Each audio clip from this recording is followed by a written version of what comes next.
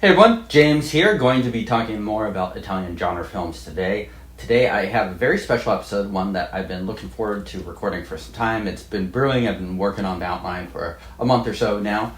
And I'm going to be talking about Umberto Lenzi's Poliziotteschi, and I am going to be ranking all 10 of them.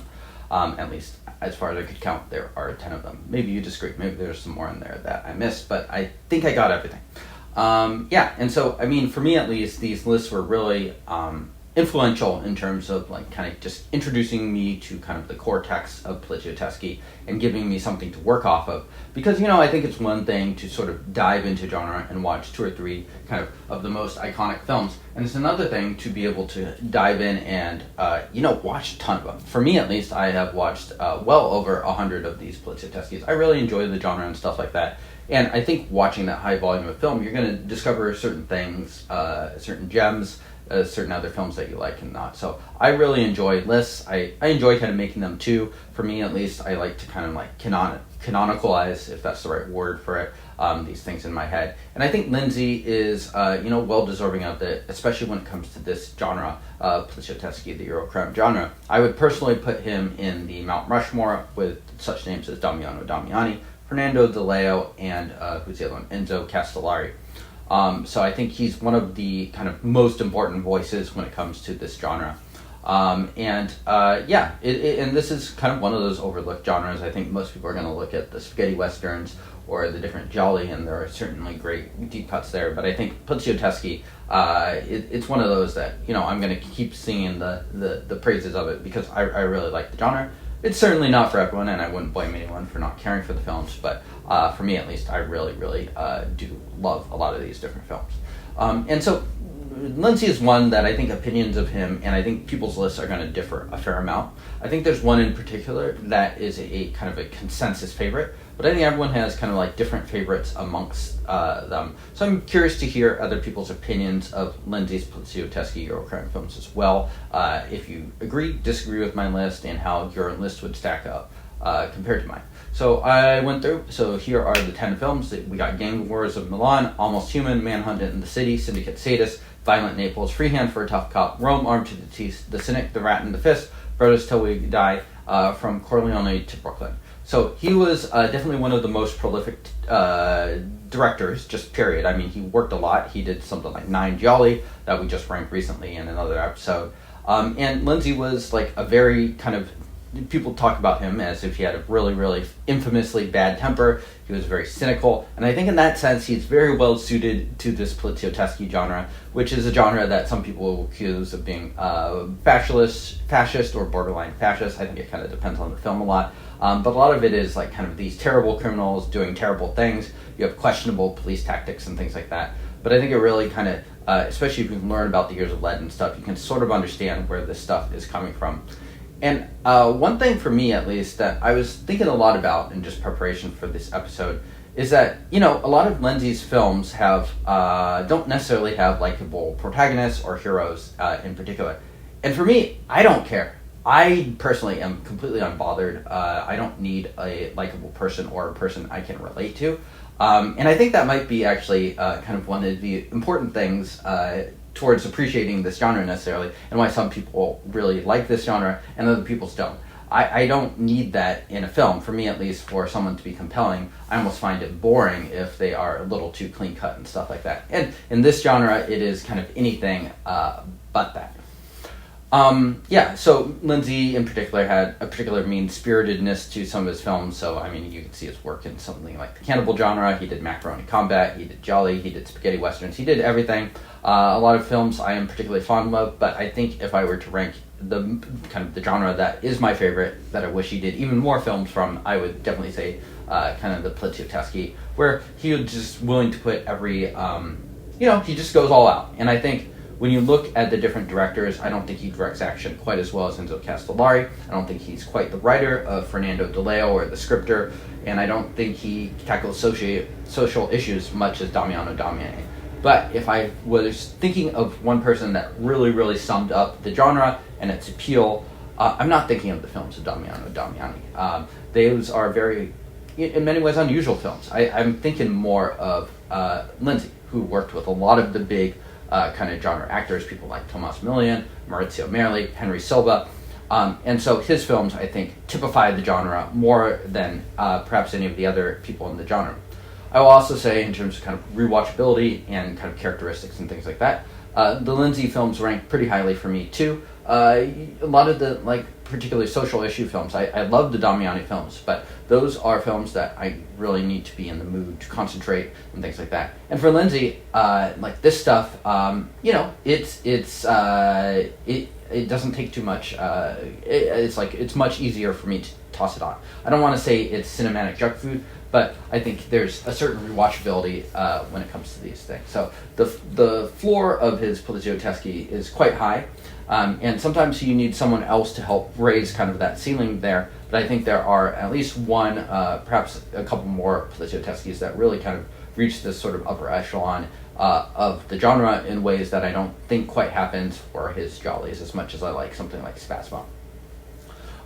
Okay, so let's get into it, and let's start ranking the films. I'm just making sure I went through all my notes and said everything I wanted to. So yeah, have these in 4 different tiers, so let's get to it. So first up, I have Tier C. So these are films, I like these films. I like all of the Lenzi Poliziotteschi's. I think these are still enjoyable, but I would say these are for complete. So if you're going through his work, I would say tackle these last. So we're tackling them first, but tackle these last if you are trying to figure out what to watch. So at the bottom, I have, so I'll pair these together. Freehand for a Tough Cop and Brothers Till We Die. 2 Tomas Milian Lenzi vehicles. Freehand for a Tough Cop has a couple other kind of big heavy-hitting actors there. You got Silva and you got Claudio Castanelli. Brothers Till We Die is very much the Tomas Milian show. He gets writing credit in that one too. He has dual roles. He's playing humpbacks in these films. And I think these films are fine. They're very much kind of like romps, and at least there are certain romps I like a little bit more. I did not rewatch these films in preparation for this episode, but they do kind of sit in my memory in that way. Next up, I have Rome Armed to the Teeth. This one, a lot of people like this one a lot, and I rewatched this one like a year or so ago, thinking I'd like it more the second time around. But it has a really good score, and it has a lot of the elements that I really do like. You got Merli and Milian. It's going to get really nasty. There's some nice chases in this. For me, at least, it just doesn't quite match the upper level Poliziotteschi there. So maybe I'm in the minority opinion on Rome Armed to the Teeth, but that's kind of how I feel about it. I kind of think that all of the people involved did better work later. So I'll get to those films too. I enjoy this film. I just don't think it's quite a top tier Poliziotteschi that some other people do. And this is a recent review on the site on the channel Manhunt in the City, which is kind of this one's a little different than the other Lenzi Poliziotteschi's. You got Henry Silva as the protagonist. Interesting that Lenzi casts him twice in kind of more protagonist type roles. I think it lacks a lot of the lushness of the setting. It has a good Bruno Nicolai score, but I don't think Silva is quite as capable as someone like Milian as carrying the film, and he doesn't have any strong supporting cast or supporting story to really help him there. I think it also suffers a little bit in comparison to something like Street Law in terms of its appeal too. So that's Tier C. I think these are still enjoyable films. I think they should be watched for sure, but maybe watch these last. Okay, so Tier B. So these are films that I enjoy a good bit. I would recommend them wholeheartedly. I don't think they're absolutely top tier, but these are very, very much likable films. So first up, Syndicate Sadists, as Roberto Curti points out in his great book, Italian Crime Filmography. It's kind of the Lenzi spaghetti western. You have this great iconic image of Milian riding out of the motorcycle in the back of the truck. That's maybe one of the best images that Lenzi captures in his whole Poliziotteschi's. I don't think the action and stuff quite lives up to it, but it's nice to see Milian in sort of like a protagonist role. It's amusing that he's named Rambo. He stands out here. I think I like him quite a bit more as this character than I do in the 3 I mentioned in the lower tier, the humpback characters and whatnot. So I think this is very much kind of like your solid, B plus Poliziotteschi there. Next up, also in Tier B, I have From Corleone to Brooklyn. This is kind of late era Poliziotteschi, even though it's coming, just a few years after all the other ones. 1979, this is a Maurizio Merli road movie, and I think he does pretty good work here. I think for someone also not known to be a particularly strong actor, Merli does a good job in this one. This one also stars Mario Marola. There's a couple other kind of familiar faces that you're going to see here too. And it's just kind of a fun one. You get to have different settings. You have some good Italian settings. Then you actually go to New York. So of that era where these Italian films were going to New York. So you have things like Cannibal Holocaust, and then a couple of years later, New York Ripper, where people, the Italians like to, bring everyone over. I don't know exactly why that happened. I'm sure there was some combination of tax reasons and just maybe people copying other people that made that happen. Nonetheless, I would wholeheartedly recommend this. I think this is one of the least seen of the Lenzi Poliziotteschi's, and one that has not been kind of restored. I know Severin recently did the Million Lenzi box set, which is probably why a lot of those other films have been recently seen by a lot of people.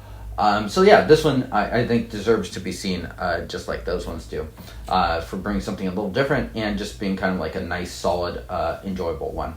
I don't think it quite reaches the heights of these other ones. Nevertheless, I would definitely recommend it. Okay, so, when I was originally doing this, I had 3 tiers. I was like, okay, let's do it this way. But for these at least, I had a hard time grouping them with the top film in this list, which sits alone in a tier. And I think they're a little bit better than Syndicate Sadists and From Corleone to Brooklyn. So I have B+ here.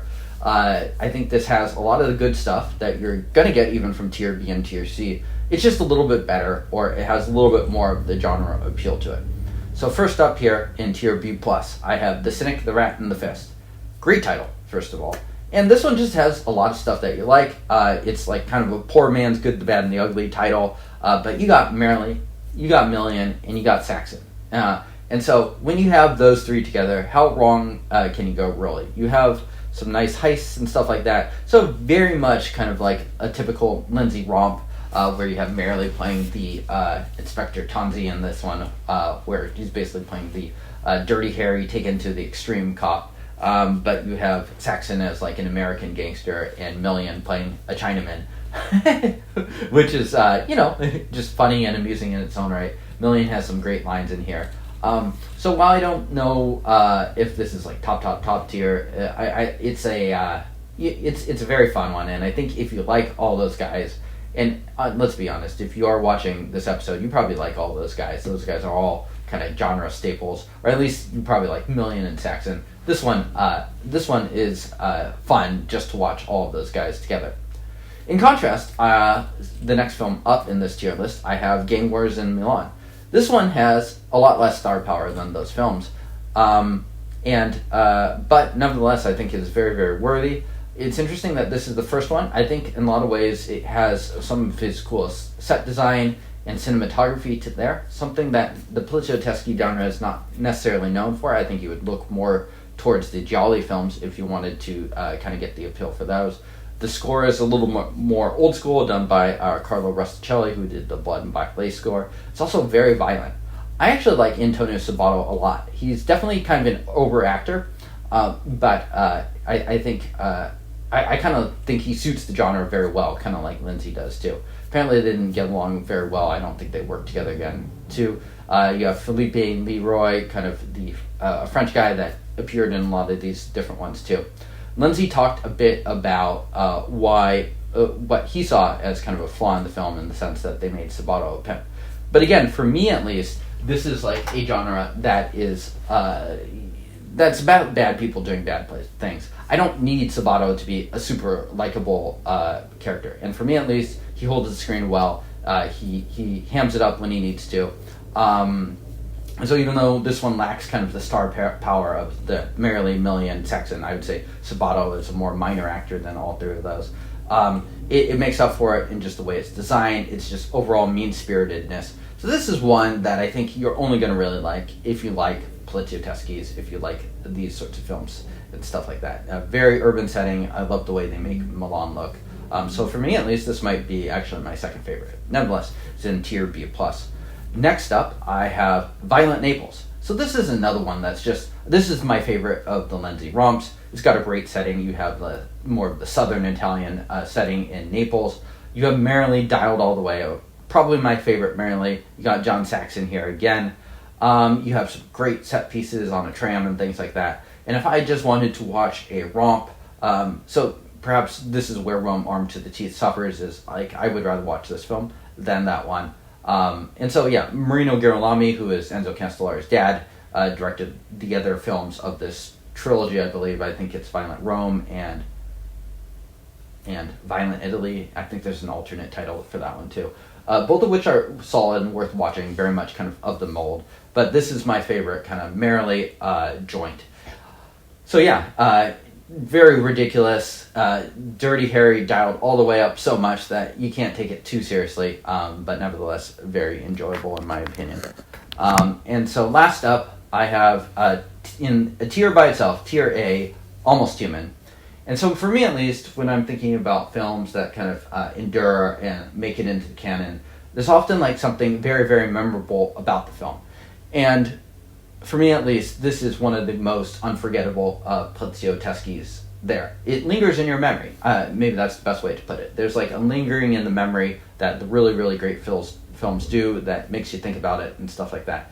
And when I was talking earlier about someone kind of elevating the Lenzi films to get it to another level, this is exactly what I'm referring to, Tomas Milian's performance here. For me at least, he can often be a very mixed bag. I don't necessarily love his performances in Brothers Till We Die or Freehand for a Tough Cop. Nevertheless, his portrayal here of Giulio Sacchi is for me at least, one of the greatest in Poliziotteschi. I think it's really, really good.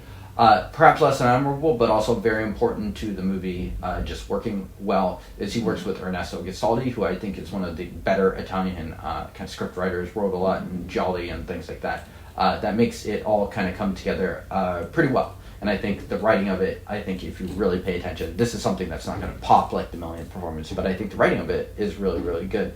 So yeah, absolutely essential. I would say it's one of the kind of flagpoles of the genre. That being said, I could totally understand someone not liking this. I think if you need your protagonist, in particular, to be likable, Milian here plays a scumbag, and it stands out in a genre that has a lot of different scumbags in it doing terrible things. So I think that says something about it. It's like this is like not someone that's coming out of left field doing something totally different. He's kind of beating all these different terrible human beings despicableness at its own game. And so yeah, and Lenzi kind of just lets him do his thing there. Again, you have Henry Silva as a good guy here, which is always interesting to see, and I think the usage rate of him in this film is a little more appropriate than something like Manhunt in the City, which I think tries and relies too much of Silva as an actor, when he's better as just kind of being like the stern, unchanging face that comes in at the end and takes care of business as he does here. Okay, so yeah, I would say in particular those last four are the ones that I would recommend people to watch if you are not familiar with this. So Almost Human, which is just great Milian performance and great, I think it's Milan setting too, and I think really sums up a lot of the appeal of the genre, but also does things in kind of a way that stands out a fair amount. Then Violent Naples, Game War in Milan, The Cynic, The Rat, and The Fist, kind of representing these different things. So those are probably the four essential ones, but I think they're all 10 are really worth watching. So yeah, shout outs to Umberto Lenzi, who passed away a few years ago at this point. Thank you everyone for tuning in. Let me know what your lists are, where you agree or disagree with me. I'm very curious to hear. Thank you all for tuning in, and let me know what other videos you'd like to see, if there are other Lenzi related things that I should cover before I kind of move on to someone else. I will see y'all next time. Cheers.